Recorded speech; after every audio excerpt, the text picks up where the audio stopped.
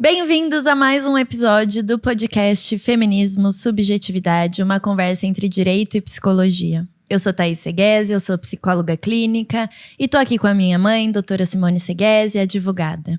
E quem tem acompanhado o nosso podcast já entendeu que a gente vem aqui para discutir e debater sobre temas e assuntos que envolvem a mulher e o ser mulher na nossa sociedade. No episódio anterior, a gente falou um pouquinho sobre as ondas do feminismo e como o feminismo foi acontecendo e foi aparecendo na nossa sociedade. E hoje a gente queria continuar um pouquinho essas ondas, né? Falar um pouquinho mais sobre como o feminismo foi introduzindo outras mulheres e outras pessoas nessa luta e continuar um pouquinho esse percurso para a gente entender como a gente chegou até aqui, não é? É isso mesmo. Oi, pessoal. Hoje nós vamos continuar o assunto das ondas feministas. E a gente usou como base o livro do Manuel Castells, que não está aqui, que ele fala sobre a construção da identidade, né, das novas identidades. Ele tem um livro muito importante que chama Sociedade em Rede, se eu não me engano. E o segundo é o poder da identidade. O poder da identidade. E o Sociedade em Rede, ele fala sobre toda essa a possibilidade dos apoios entre grupos. E quando ele está falando lá da formação da identidade, justamente ele fala o quanto os diversos grupos sociais precisaram se amparar uns aos outros para que tivesse um efetivo progresso na sociedade. Então, ele está falando da comunidade LGBTQI+, PN+. Tem um 2 e um K agora também. Tá difícil. Todo dia tá mudando e a gente tá com um pouco de dificuldade de acompanhar, mas a gente vai conseguir. E a gente vai se adaptando. O importante é a gente colocar o mais, que engloba todo mundo, todos que a gente demais, não falou. Isso. E também a comunidade negra, né? Nessa mesma luta. Então, ele diz que o começo do nosso século foi um começo, logo na emenda da segunda onda para a terceira onda do feminismo, nós tivemos uma evolução muito grande de pensamento por conta desses apoios, né? Então, veja como é importante a sociedade se perceber, sentir as vulnerabilidades, né? E a união de todos os seres humanos, porque, afinal de contas, o interesse pela segurança, pela individualidade, pela representatividade é de toda a coletividade, né? Ninguém pode ficar de fora de um interesse em igualdade. Sim. Né? Eu lembro que no episódio passado a gente fez a separação entre o que é o machismo e o que é o feminismo e mostrando que não é uma oposição, né? E eu lembro que eu trouxe que o feminismo, ele olha para todo mundo, né? Ele para de falar de homens e mulheres e vai falar de pessoas, né? E é isso que o autor traz, né? O quanto foi importante outras pessoas e outras lutas entrarem junto com o feminismo nessa luta, primeiro pra gente ser ouvido, né? Porque quanto mais pessoas, mais barulho e por aí vai, né? E segundo, porque eles também estavam precisando dessa atenção, né? De se tornar colocar o holofote neles também, porque eles também estavam passando por problemas, né? Então você imagina que numa sociedade onde existem diversos setores que estão precisando de um olhar, de uma atenção, esses setores isolados talvez tenham uma força diminuída em relação ao todo. Se esses setores, né, unirem forças em nome de um objetivo, que é a igualdade.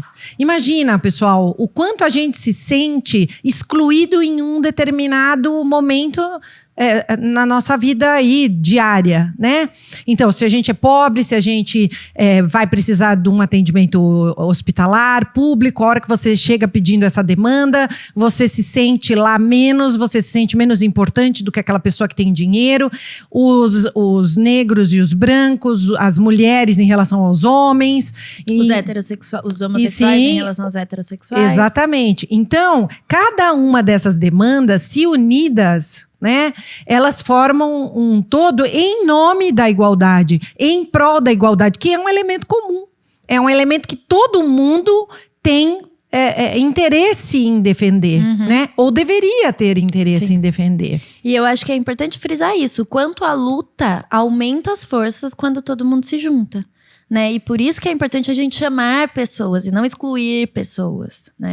Outra coisa que é muito importante também é a gente trabalhar com a ideia de que não tem certo e errado. E que mesmo que a gente tenha tido uma formação um pouco mais rígida, um pouco mais rigorosa, é tão legal a gente abrir um pouco o nosso espectro para tentar compreender o lado do outro. Então, se você tem uma situação privilegiada, que legal, que ótimo. Só que eu preciso que você tente abrir os seus ouvidos, o seu coração, para você entender o lado de quem não tem. Então, no meio que eu vivo, por exemplo, a gente ouve muito falar de mérito, né? De meritocracia. E o mérito, ele tem uma origem na palavra poder. Né? Então, a gente precisa entender que quem tem oportunidade é quem teve acesso ao poder em algum momento. Então, quem está ouvindo a gente, de repente, está numa posição confortável, está olhando para o mundo e dizendo: o meu mundo é igual.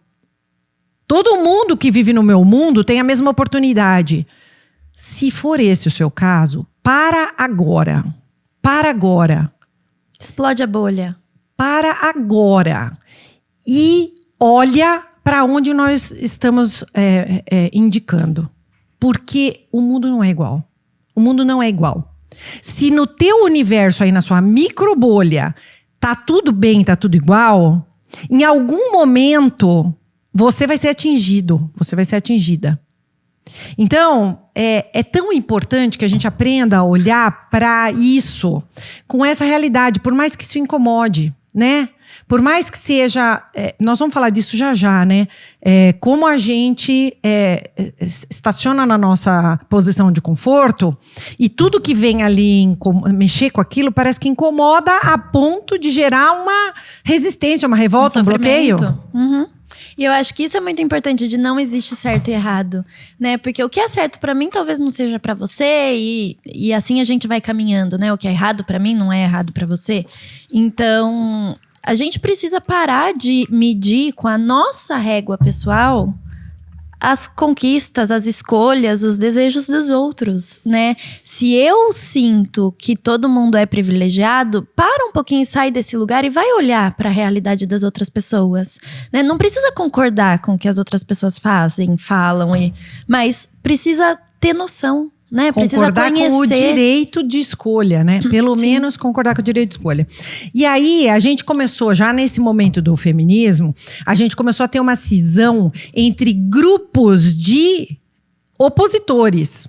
Sempre tiveram, claro. Mas agora nós estamos falando de enfrentar um grupo de opositor entre as próprias mulheres. Porque existem mulheres dentro da sociedade que se incomodam com as lutas feministas, que são diversas. Lutas feministas, né? São feminismos, vários. E, nesse sentido, agora, muito, muito contemporâneo, nós temos aí a Angela Davis, a Judith Butler, que estão batendo nessa tecla do estabelecimento mesmo do feminismo como uma prática de identificação de poder entre as pessoas. E os conflitos que acontecem, né, entre as pessoas. A Judith Butler, ela é uma apaixonada por Foucault, cujo Foucault é o seu grande amor, inclusive. Ela não está errada, é o pessoal. seu grande amor. Leiam Foucault que vocês também vão se apaixonar. A sua vida é o amor da vida de Judith Butler também. E ela surfa na onda daquela relação que o Foucault faz com o poder.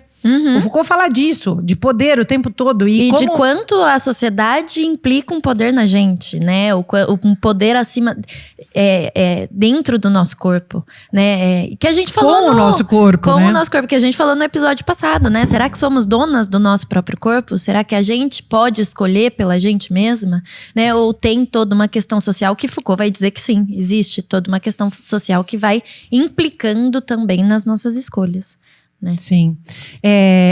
parece, para quem começa a estudar muito a sociedade e essa ligação entre as pessoas e como que a sociedade caminha, parece que começa a ficar muito óbvio, e eu não sei se é óbvio para vocês também, essa relação de poder, né? A relação do poder do homem branco sobre o homem negro, dos homens em relação às mulheres, das mulheres privilegiadas em relação às mulheres não tão privilegiadas. Dos heterossexuais nos homossexuais. Então, é isso.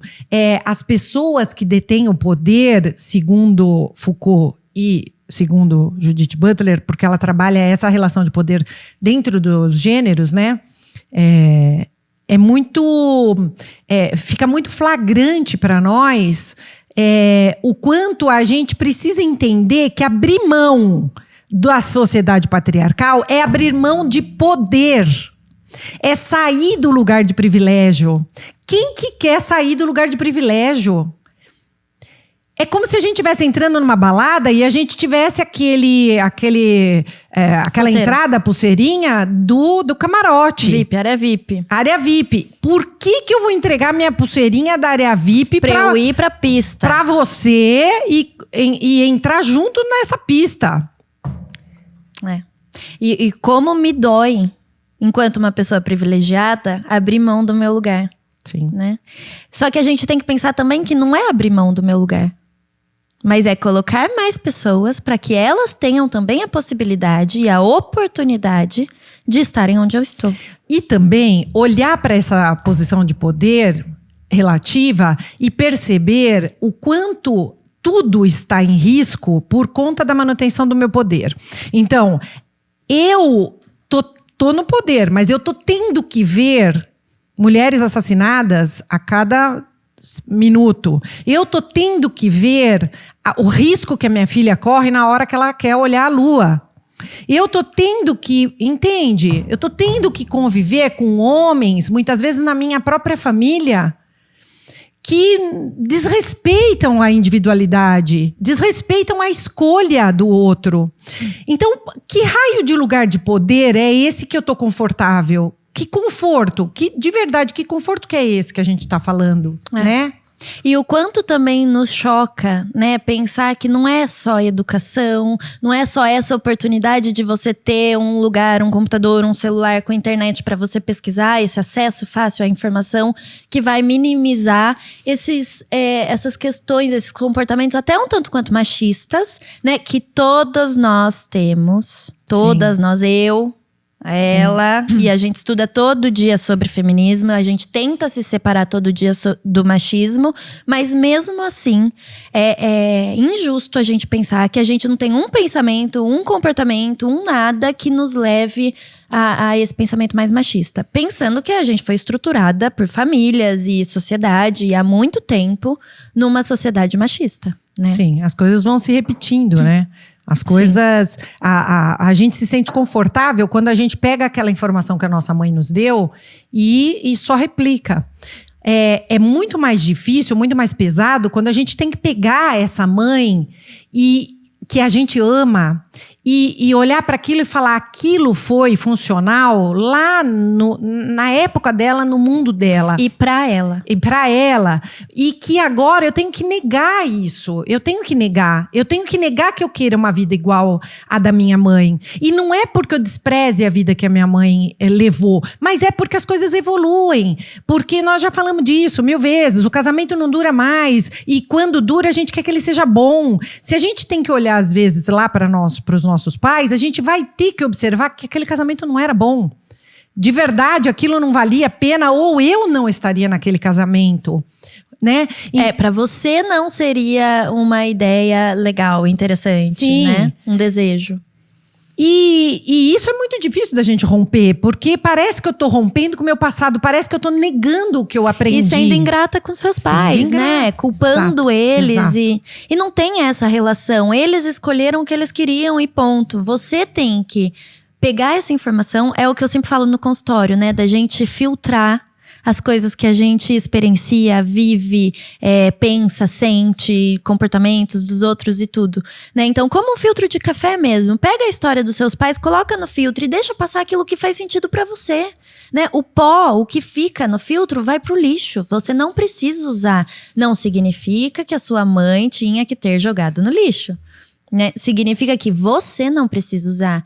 Então eu volto a dizer aquilo, é ruim quando a gente mede com a nossa régua interna a satisfação e o desejo do outro, né? O que o outro escolheu para a vida dele. Não adianta você decidir pelo outro, né? Você escolher pelo outro.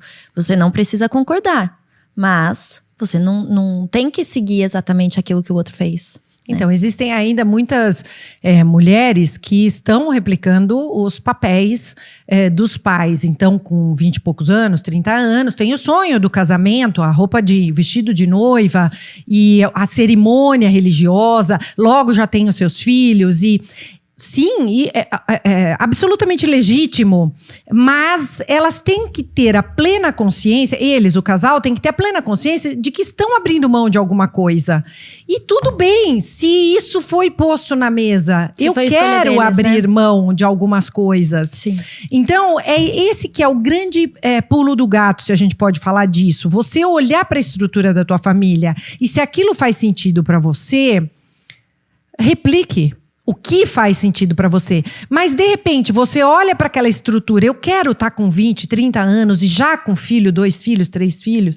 Eu quero isso. Eu quero abrir mão da minha, das minhas escolhas. Porque aí você coloca escolhas subdivididas, né? Porque você tem que… E, além de tudo, uma responsabilidade frente a uma criança, né? Você não pode escolher para você, eu vou sair, vou deixar meu neném… Não, você tem um neném, você tem que cuidar do neném. Exatamente. E aí você pega e faz essa cisão entre a escolha da sua mãe, da sua família e a tua, que é uma escolha nova e nem por isso uma escolha pior ou melhor. E aí a gente tem que trabalhar com esse conceito. Eu honro o que eu aprendi, eu honro tudo que eu recebi, mas agora em diante me dá aqui minha vida, porque eu quero comandar a minha vida daqui pra frente e nem sempre vai ser uma escolha semelhante. Né? E como eu sei o que eu quero? Né? Sentindo, vivendo, tentando, né? Você começou um relacionamento, tá mais pra tradicional, o homem começou a te privar de certas… E você não gostou? Sai, né? Começou um relacionamento, a sua parceira é muito ciumenta, ela tá te privando de mexer… Não gostou? Sai, termina, né? A gente não é obrigado a manter nada, porque alguém acha que é certo manter, né? Mas eu acho que a gente começou falando sobre essas brigas que tem entre as mulheres que se chamam de feministas, né, dentre muitos feminismos aí existentes, e essas mulheres que não conseguiram ainda acessar e entender totalmente o que significa o feminismo, né? Então lá naquela época, logo depois, um pouco mais próximo da terceira onda, começaram a ter essas brigas entre as mulheres que queriam esse poder de liberdade, esse poder de escolha, contra as mulheres que queriam manter aquele status e aquela estrutura que elas já tinham, né? Que elas já estavam vivendo. Eu acho que a gente precisa colocar nessa mesma conversa vários universos ainda que coabitam, coexistem. Então, você, por exemplo, nem vou falar das minhas amigas, mas eu vou falar das suas amigas, porque já são uma geração mais atual e pertencente ao mundo. As mulheres da sua geração já são pertencentes ao mundo. Vocês já nasceram com a possibilidade de votar, estudar, trabalhar, escolher, ter casa, poder transar com mais de uma pessoa, outras possibilidades, né? Que talvez na minha geração menos. E aí você tem que olhar para as escolhas das suas amigas e confrontar com as suas escolhas. E vamos combinar que eu tenho amigos de diversas escolhas, né? É muito engraçado. Eu sempre vou fazendo essa reflexão em casa. A gente sempre conversa sobre isso. Porque é muito engraçado o quanto os meus amigos escolhem muito diferente do que eu escolho. E mesmo assim eu consigo parar e comemorar com eles. Então eu vou contar, acho que 2 ou 3 histórias aí de amigos que diferem do que eu escolheria, mas que mesmo assim eles têm uma vida maravilhosa, né? Então eu tenho um casal de amigos que eles são um pouco mais, uma estrutura de casal um pouco mais tradicional, que eles têm uma vida muito juntas, então trabalham juntos, 24 horas por dia juntos, saem jantar juntos, almoçam juntos, bem bonitinho, bem parceiros, bem gostosinho assim. E eles são muito felizes. Eles são felizes o tempo todo juntos. Essa é a estrutura deles que deu certo, né? Uma estrutura de relacionamento que deu muito certo pra eles. E aí, quando eles me contam, né? Vou pedir ela em noivado e vou fazer de um jeito que ela vai amar, que é gostoso pra ela. Eu consigo comemorar com eles, mesmo não querendo pra mim. Se alguém um dia ajoelhar no meu pé com um buquê de flores, eu juro que eu vou falar não e eu posso gostar o tanto quanto for dessa pessoa. Eu não quero passar por essa experiência. Não é uma coisa que eu gosto. Eu odeio surpresa, não quero. Mas por ela, e pelo que ela queria, e pela forma como ele fez, se preocupando com ela, eu fiquei tão feliz, eu me emocionei, eu chorei, a gente comemorou junto, né? Então é isso que eu quero dizer com não medir o sucesso do outro a partir da minha régua, né? Qual que é a régua deles? É um relacionamento mais tradicional. E tudo bem, porque eles são felizes, né? Eles sabem de todos os riscos, eles pensam sobre os perigos. E pronto, eles escolheram isso. E são 100% felizes, né? 100%, não 100%, porque nada é perfeito, né? Mas são felizes no modo que eles escolheram. E um faz bem pro outro, né? Porque eu acho que a régua é essa. Se tem um lugar que a gente tem que pôr a régua, é na saúde desse relacionamento. Então, bem-estar, né? Quando você começa a ser abusivo com o outro, andar atrás, perseguir... Bárbara, ela tá batendo no microfone aqui sem parar. Meu Deus, mas tá dando vez. Hoje pra essa amiga aqui, ó. Quando o relacionamento começa a ficar pesado, você começa a poupar. Nós vamos fazer aqui um testezinho pra gente perceber sobre essa forma de você lidar com o outro. É porque não tá bom, gente. É porque não tá legal. Isso não é do que nós estamos falando. Nós estamos falando de você abrir mão de coisas na sua vida para ter um relacionamento tradicional que vale a pena, que é positivo, que te faz bem. Todo dia você acorda feliz. Todo dia não, se né? eu perguntasse para esses meus amigos, e aí? Vocês querem alguma coisa diferente? Eles iam falar, tá, delicinha. É isso que eu queria, foi isso que eu sonhei. Tá perfeito, a gente tem briga, a gente discute, a gente vida tem questões. Normal. Mas a gente senta, conversa, se resolve. E é essa a estrutura que funciona pra gente. Sim. Né? Só que tem que ser, eu repito, tem que ser saudável. Nós vamos fazer um episódio aqui só sobre relacionamentos tóxicos, mas o relacionamento, para valer a pena, você tem que estar mais feliz do que triste. Você tem que mais rir do que chorar. A média final tem que ser positiva. Se a pessoa chega em casa, você tá com medo do que vai acontecer, por favor, procure ajuda. Projeto Heróica, amigas, sei lá o quê. Volta pro seio da sua família, porque... CRAN, CAPS, a gente vai deixar tudo na legenda aí. Se vocês precisarem de ajuda, vai estar tudo lá. Já falamos disso, senão a gente escapa desse tema. Mas é porque ela fica meio revoltada. Empolgada. Né? E aí eu tenho uma outra amiga que também teve uma vida totalmente diferente, uma maravilhosa inclusive, que ela engravidou, escolheu ter o neném, né? E aí foi viver uma vida não a tradicional, porque ela tentou uma vida tradicional que não funcionou pra ela, e aí ela teve que parar e reestruturar, junto com o parceiro dela, junto com o filho dela, com ela mesma, o que ia ser possível para não machucar, não ferir a integridade dela mesma, né? Então, para essa régua dela não ficar negativa. E isso aí é uma coisa importantíssima que você falou agora, que é ajustar a rota. Eu comecei de um jeito, relacionamento tradicional, e não dei conta, ajuste a rota. Se a pessoa que tá com você gosta de você, meus queridos, sentar e dialogar. Eu não tô feliz, eu preciso de mais liberdade, eu preciso de mais isso, daquilo. Eu quero estudar, eu quero voltar a trabalhar, sei lá. Eu quero que você fique mais perto de mim, eu quero almoçar e jantar com você todo dia junto. Isso aí pra mim não ia dar, mas pode pedir. Se o outro quiser, dá certo. A ideia é vocês estruturarem do jeito que faz sentido pra vocês.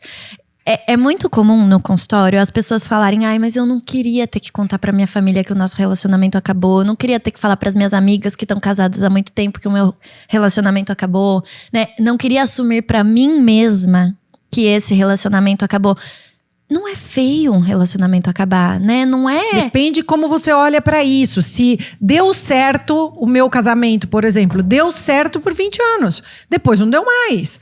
Beleza, eu reverencio esses 20 anos, agradeço o que eu tive durante os 20 anos e vou seguir. Por quê? Porque se eu ficar junto, eu magoo e sou magoada. Não é? Então, é um olhar para isso. Eu tô fracassando ou eu tô superando uma fase e resolvendo? Quer dizer, todos os 20 anos foram de fracasso?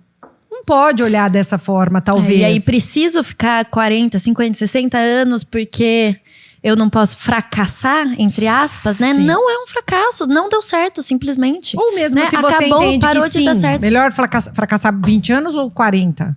E entregar tudo aquilo, toda a tua E ser vida, toda a feliz, tua escolha, né? Até lembrei agora do questionamento que você fez pra gente anteontem, sei lá. Sobre quando você morrer, o que você quer que falem de você? E eu fiquei pensando, como eu quero estar no meu último momento de vida, né? Se eu tivesse um período antes de morrer, do meu último suspiro, pra pensar e olhar pra mim, o que eu gostaria de ver, né? Aonde eu vou me entender feliz, né? O que eu quero pra isso? Acho que é uma questão importantíssima pra gente começar a guiar, encontrar o meu desejo, né? E a partir disso escolher. Sim. A partir do que eu quero, eu escolho o que vai me levar Como pra mais eu próximo. vou até lá, e todo dia olhar para aquela tua meta e falar, eu quero me Porque dirigir. o mar vai mexendo Vai, e a às gente vezes você vai distraindo, não pode, eu Exatamente. quero lá, então... A vida é movimento, Vamos fazer um né? episódio sobre isso aí também. Vamos fazer um episódio. Só que agora nós temos que falar o seguinte.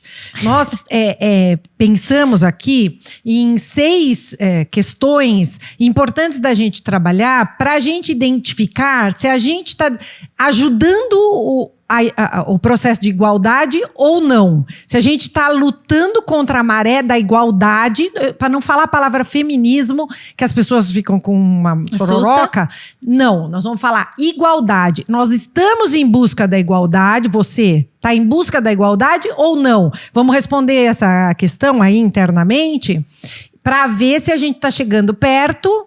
Queria fazer um parênteses. Não é pra se culpar se você está nadando contra a maré. Porque eu também tô em alguns momentos. Nós também estamos. Mas, se a gente não parar pra prestar atenção, a gente nunca vai conseguir mudar o nosso comportamento, o nosso pensamento e essa estrutura, né? Então, vamos olhar pra isso com carinho com você mesma, pra que você consiga encontrar e crie possibilidade de mudança caso queira.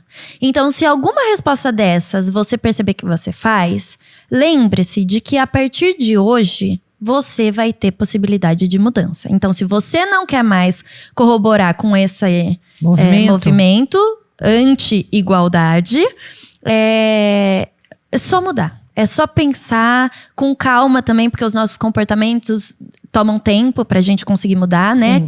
Gastam nossa energia pra isso, mas a gente consegue. E mais, se você de repente tá incluído aí num dos pensamentos machistas, e você acha que tá tudo bem pra você, de repente colocar na tua cabeça que as mulheres do futuro precisam de nós, as suas filhas, netas, precisam de nós, de repente ajude a abrir um pouco o espectro para a gente tentar incluir novas possibilidades, tá? Então vamos lá. A primeira pergunta é o seguinte: como você, mulher, se posiciona diante de outra mulher? Você se posiciona como rival? Compete? Compete com ela? O que isso quer dizer? Vamos pensar em exemplos? O que isso quer dizer? Nós, mulheres, temos realmente fomos treinadas para entender na outra uma inimiga, né? Então, se a nossa companheira de trabalho, por exemplo, é bonita, é inteligente, se veste bem, aquela desgraçada de calça branca da academia, sabe? Que a gente já falou. Que a gente já fala toda hora da moça da calça branca da academia. Como que a gente se comporta diante dessa mulher? Se essa mulher sofre um assédio, da calça legging branca na academia. Se ela sofre um assédio na academia, você ajuda ou você dá risada porque ela mereceu? É isso. Number 2. Número 2. É que eu vim agora do café aí americano. Um café britânico fiquei e gringa. ela tá toda... 2. Você duvida da competência de outra mulher? Como que é? Duvidar da competência de outra mulher. Por exemplo, você vai fazer o cálculo estrutural da construção da sua obra, da sua casa. Você procura uma engenheira mulher e um homem e você dá pesos diferentes para a qualidade do trabalho deles, por exemplo. Você pegou uma coisa bem masculina, né? Exato. Que é a engenharia que a gente sempre relaciona já ao homem. Mas se a gente pensar em outras coisas, né? Você dá a voz ou você coloca a mulher num lugar já de inferioridade frente ao homem? Sim, exatamente. Quando você vai escolher um médico, eu quero o laudo da médica e o laudo do médico. Tem o mesmo peso? O médico é médico? Ou é médico homem e médico mulher? E tem uma informação aí importante. As mulheres estão em maioria em todos os cursos de pós-graduação. Em todos. E o que isso nos diz? Isso nos diz que as mulheres estudam mais do que os homens. E o que isso nos diz mais a fundo? Que se eu tiver que confiar no trabalho de alguém, de uma calculista, por exemplo, talvez seja inteligente eu levar em consideração que essa mulher pode ter uma informação. Tem mais coisa aí? Eu fui para mais Então além. vai. O quanto nós mulheres também precisamos de um estudo 10 vezes mais que o homem tem pra gente isso. confiar na gente mesma. Sim, tem isso. Então, autoconfiança. você confia na outra mulher e em você mesma. Como que você se coloca Nossa. na sociedade? Acabou com a conversa. Arrasou. Bati aqui, desculpa. Vamos lá, mais um. Você reforça os estereótipos? Como é reforçar Que os são estereótipos? O que são, primeiro? Estereótipos? O que são estereótipos? São. O que tá posto, aquela Como uma generalização, mensagem né? de certo e errado, por exemplo. Então, você perguntar pra uma mulher, você não casou? Você não quer ter filhos? Pra mim, agora que tô chegando perto dos 30, né? Começaram já. Cadê seu marido? Cadê seu namorado? Vamos, tá acabando o tempo. Exatamente.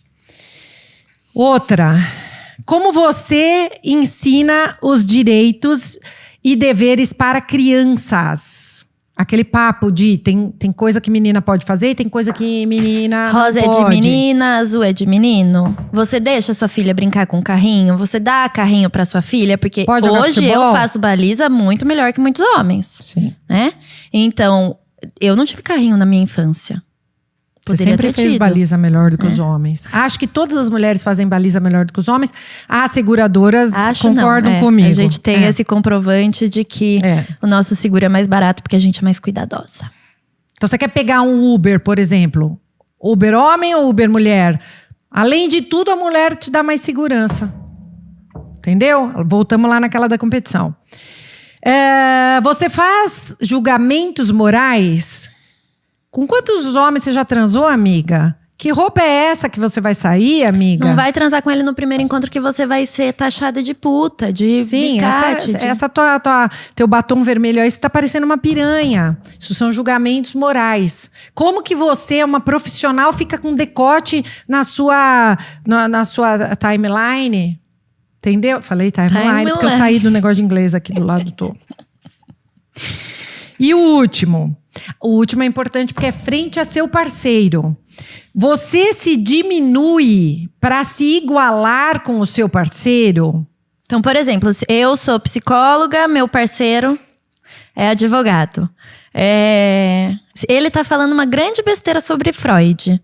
Eu tenho coragem de falar pra ele, não, querido, Freud não falou isso, Freud falou aquilo. Eu estudei, eu sei. Você é do direito. Você tem coragem ou você meio que Dá uma risadinha, finge que não concorda? ouviu, Talvez pra não seja que... mesmo assim, pra não ter que discordar, porque a resposta final tem que ser sempre dele, né? Sim. Além disso, se você ganha mais, tem muitas mulheres que ocultam o que ganham para não envergonhar o companheiro. Quando você tem algum sucesso, ganha um prêmio, você evita de dividir aquilo com o companheiro, porque o homem fica magoado, fica chateado, né? Então, foram 6 perguntas que a gente estruturou para que você minimamente comece a refletir o quanto você pode ajudar os movimentos igualitários e feministas, por tabela, a caminharem por um lugar onde as pessoas serão mais incluídas, né? Todos serão mais incluídos. Se você não quer levantar uma bandeira feminista, sair por aí na passeata com aquela camiseta das tetinhas que a Thaís adora. Vou ver no próximo episódio. Tudo bem. Ó, a Thaís tem coisa com as tetinhas, ó. Tudo bem, não tem problema você não levantar essa bandeira.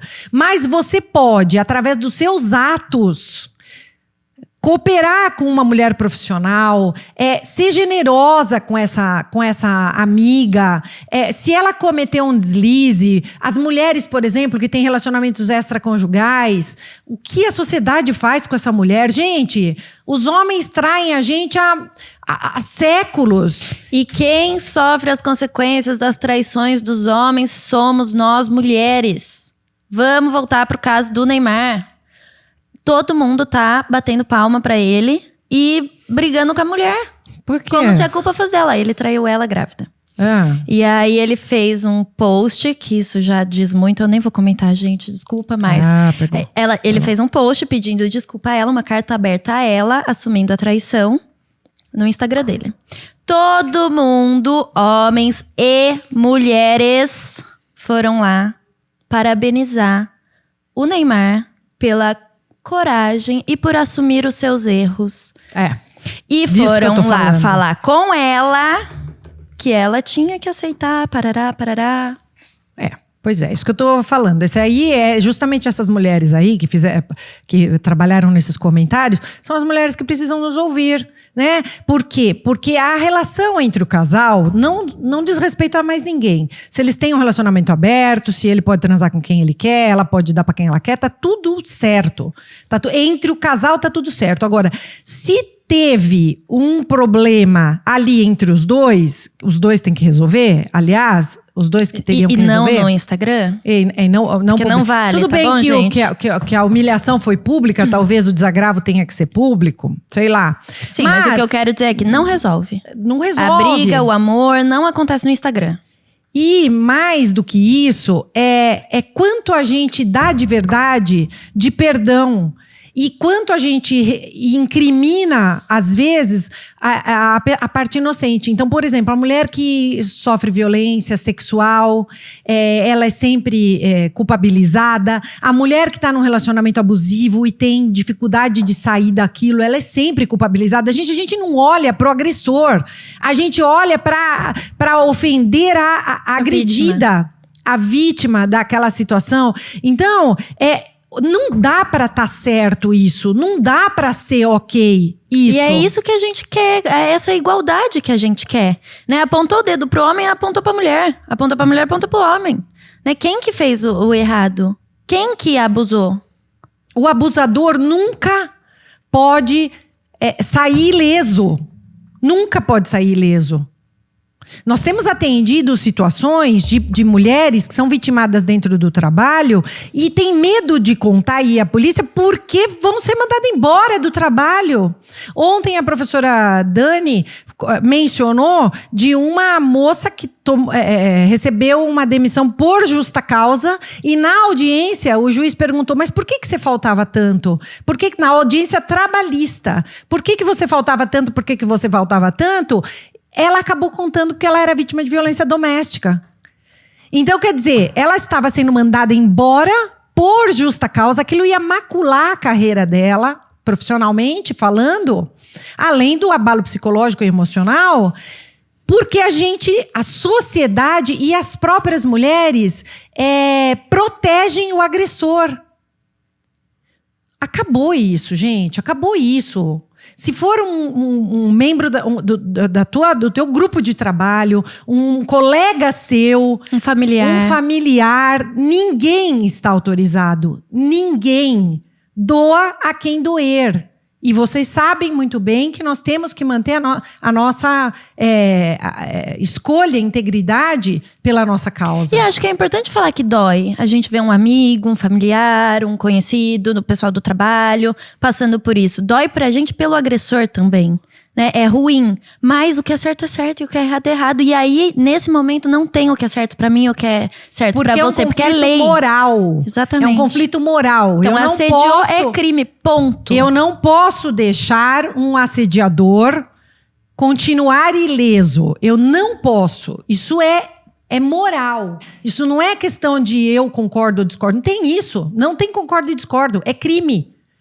É crime. Então é por isso que a gente busca a igualdade. É por isso que a gente tá aqui toda semana, cada 15 dias, falando sobre feminismo, igualdade, violência, lutas sociais e etc. Né? Pra gente finalizar, eu queria falar o porquê do meu interesse por tetas femininas. Do jeito que ela falou, né? Parece que eu sou a louca das tetas. Ficou jogada não, eu não sou a louca das tetas, mas tem muita relação com a nossa igualdade social. Por que teta de homem pode ser vista e teta de mulher não pode ser vista? Porque esta gordurinha... Tá aparecendo aí, Barba? Gordurinha da minha tetinha aqui? Porque essa gordurinha é proibido. E quando não tem gordurinha, não é proibido. É nessa que ele quer, gente. Por quê? O gordinho tem uma tetola dessa aí e pode mostrar. Exatamente. Exatamente. Por que nós não podemos mostrar a nossa tetinha? Barba, não é você, não. Barba já tava mostrando a tetinha pra gente. Né? Então, eu tenho a caneca, eu tenho a camiseta pra fazer as pessoas olharem, se chocarem e questionarem, né? Por que será que Thaís anda com 2 tetinhas penduradas pra fora? Por quê? Porque tem que ser igual. Se eu posso, se o homem pode andar sem sutiã, a mulher também pode, caso ela queira. Deveria poder. Né? Então, sem sofrer assédio, porque ainda acontece isso. Eu saio sem sutiã e sofro assédio. Né? E não adianta de nada. Então é isso que a gente busca. É essa igualdade de cada um poder escolher o que é certo pra si, sem ferir o outro, sem machucar o outro, né? Que a gente tenha uma sociedade mais justa, mais segura. Não só para nós mulheres, mas para todas as comunidades, né? Todas essas minorias. Completamente. Que não são minorias. Em poder das próprias escolhas e decisões. É isso por hoje? É isso por hoje. Agradeço a todo mundo que acompanhou a gente até aqui o fim. Convido vocês a verem os outros vídeos e acompanharem aqui com a gente, que quinzenalmente a gente solta um episódio novo em todas as plataformas digitais. Muito obrigada, um beijo e até mais.